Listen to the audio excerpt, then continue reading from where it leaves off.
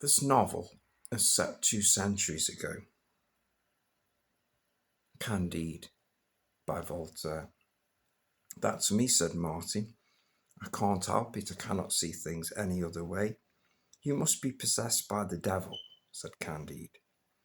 The devil interferes in a lot of things in this world, replied Martin. And maybe he got into me like he got into everything else. But I will confess that if you look at this globe, or globule to be more accurate, I think that God has abandoned it to some evil being, excepting Eldorado, of course. I have hardly ever seen a town that didn't wish the destruction of its neighbour, and never a family that didn't want to extirpate another.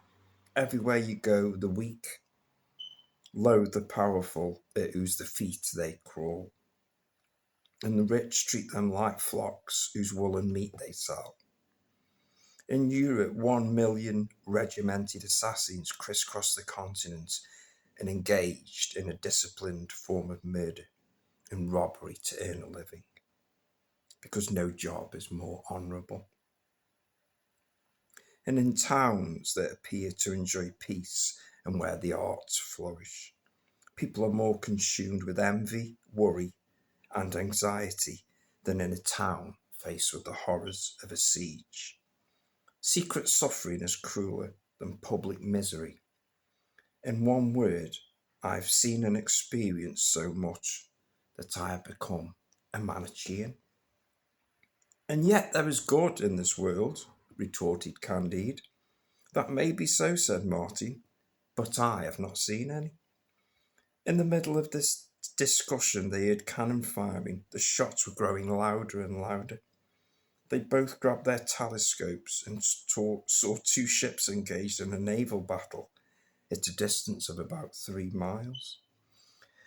The wind pushed both ships in the direction of the French vessel so that the passengers had a good view and could enjoy the battle.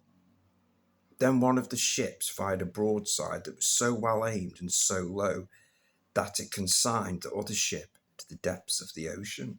Candide and Martin could clearly see around 100 men on the deck of the sinking ship. They all raised their hands to the heavens and let out horrendous screams. A moment later, the sea swallowed them up. You see, that's how men treat each other, said Martin. You're right, replied Candide. This seems to be the devil's handiwork.